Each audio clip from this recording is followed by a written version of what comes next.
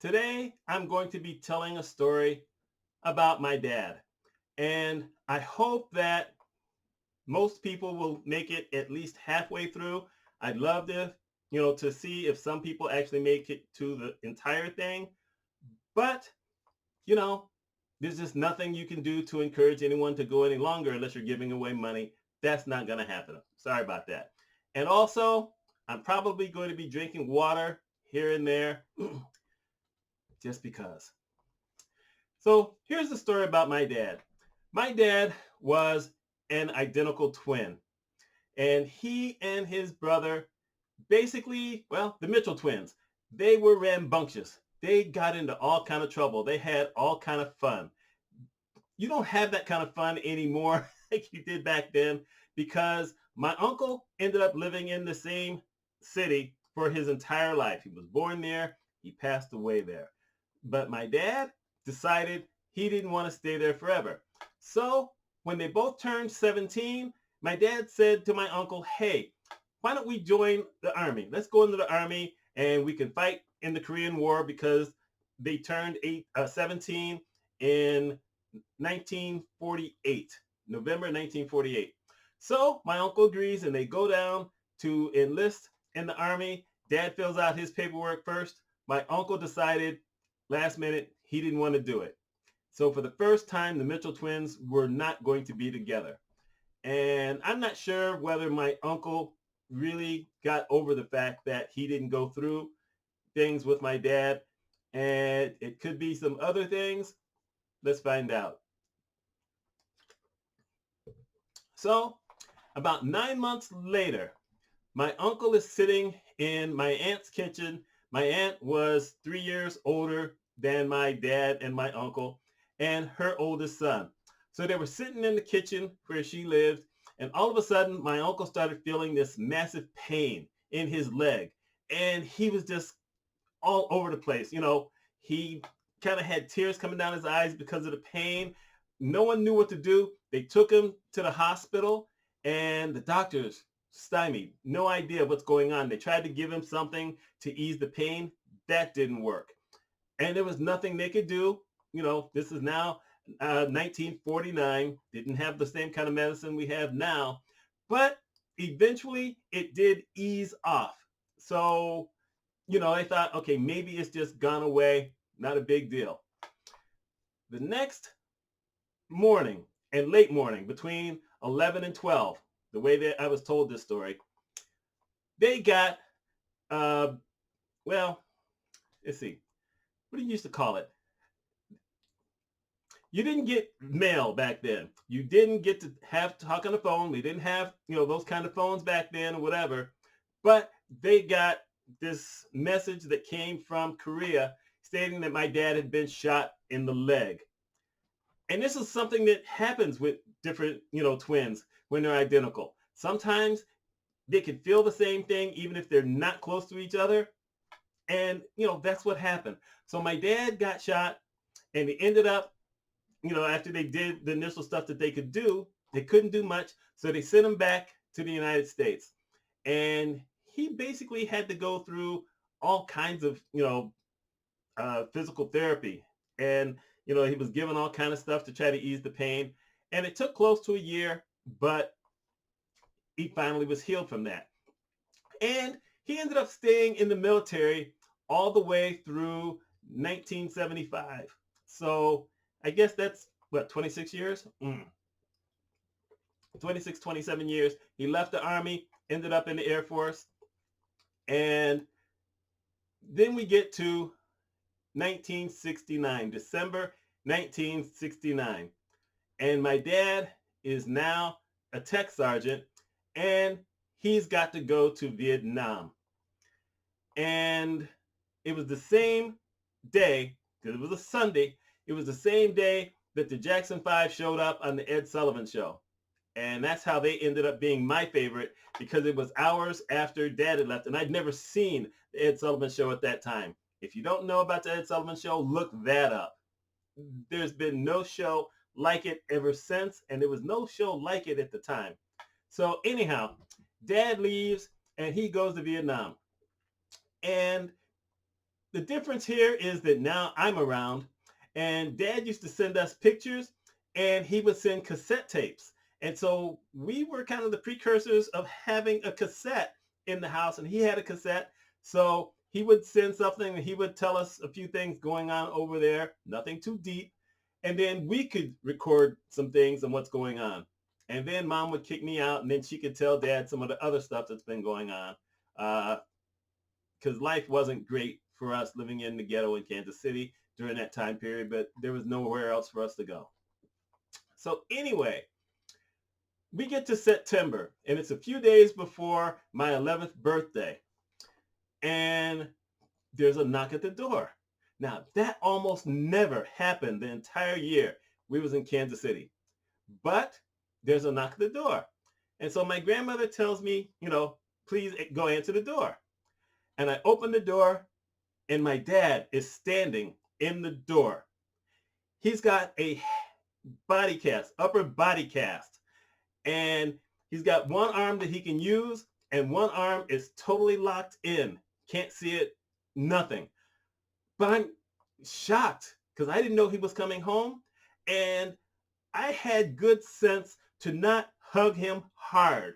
I hugged him around the waist because I knew this thing. And Mom eventually came down the stairs, and Mom was overjoyed that Dad was there. And Dad had to go through a lot of physical therapy after getting shot in Vietnam. Now, I've jumped ahead on that, but I'll get back to it. So Dad had to do that. So he came back from Vietnam early, got some of this stuff taken care of, but it never really healed during that time period. So we ended up moving to Maine, and then Dad was there. He promoted to Master Sergeant, and then he came back.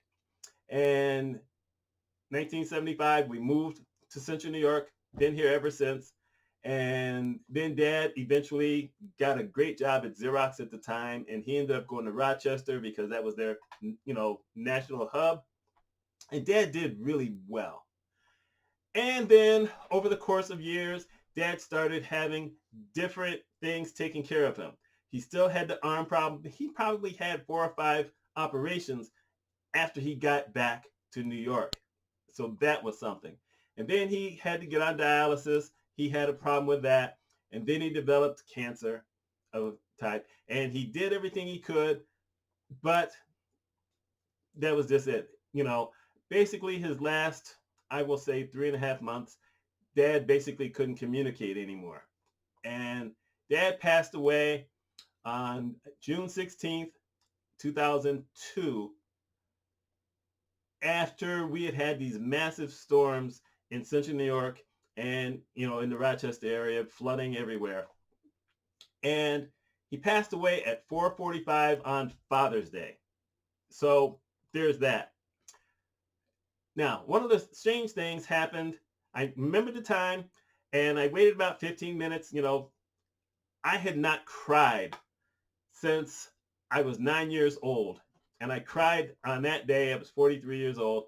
But once I got a little control of myself, I went out to the garage, got to the car, called the family because they were having a family reunion that exact same weekend.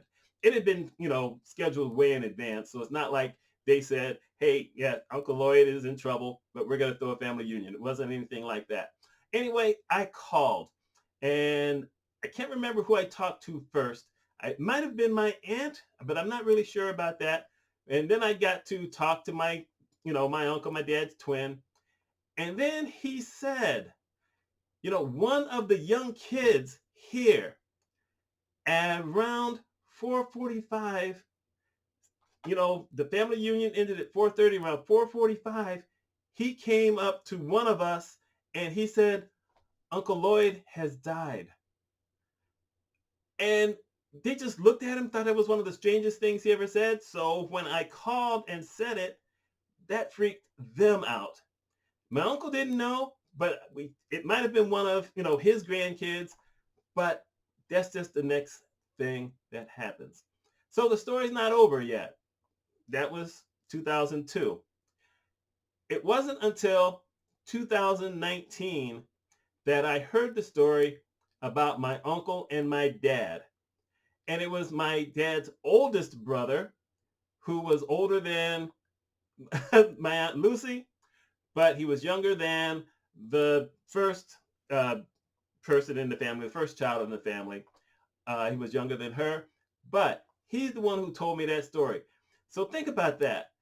I had never heard this story, but I knew the genesis of that story in a way because that happened, like I said, 1970 when he showed up. But no one ever told me any of that. And that kind of freaked me out because, like I said, you don't know any of these kinds of things. And then, and then you start to find out other things because one of my cousins called me in 2021, and this is before my mother passed away because she passed away in 2021. And so he's telling me this story about my dad and how he was, shot in Korea and all the stuff he had to do. And then he's the one who told me that my uncle had felt, was doing all these, gesticulations and going through all the same pain that my dad was going through. So that's an interesting family, thing. And, you know, I told those two stories because I now have a job where I deliver pharmaceuticals to people. And yesterday I went to, this one house and someone said to me, "Happy holiday." And I said, "What happy holiday? What?" Because, I haven't kept up with holidays in a long time. And he said, "Memorial Day." I said, "Oh." And then later that day, someone else said it. And today, probably between 25 and 30% of the people I delivered pharmaceuticals to wished me a happy Memorial Day. And it bothered me because I've never thought of Memorial Day as a happy day. It's not a happy day. They have something happens at, the National Veterans, uh, goodness, where they're buried, but they have that.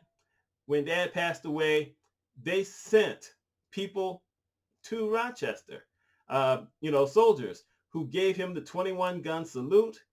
They gave the special flag to my mother, which now I have in a closet somewhere in this house.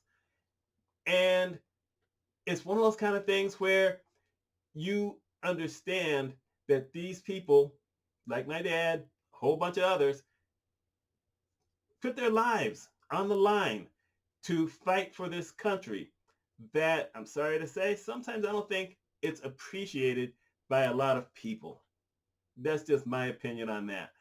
But saying Happy Memorial Day on a day where you should honor those who might have been killed in any war that they fought for the United States or went to war or did their duty being in the military. And I'm saying duty, no one had to be in the military.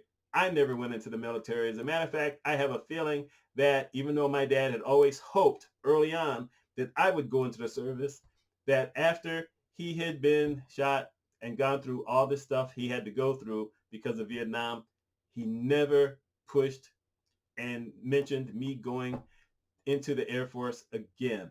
And it turns out that because my grades were good, I could have gone to the Air Force Academy for free. But I don't think he wanted me to go through that because he went through different types of things. And like I said, today was one of those days where I was just bothered by people saying it, but all I said was thank you. And I left, just moved on. Sometimes I just think that we have to be more knowledgeable about some of the holidays we have and how we're going to say certain things to people because, I couldn't be mad at any of those people because they didn't know that my dad had passed away and had, gotten shot in two different, wars. But still, that's not one of those holidays. And I'm asking you guys, if you made it this far, what's your thought on something like this? If you have members who been into war. Do you think that saying Happy Memorial Day is a good thing? Do you think it's a bad thing? Or do you just maybe see this a little differently than I do? I don't know. But I'm asking that question because I hope I sleep well tonight. Isn't that a shame? Anyway, my name is Mitch Mitchell. If you made it this far, thank you. If you didn't, I hope you made it at least. I know I said half of the time earlier, but just to hear some of the stuff, I'd like to know what you thought. Y'all, if you're from America, I hope you have a nice family holiday. Y'all take care.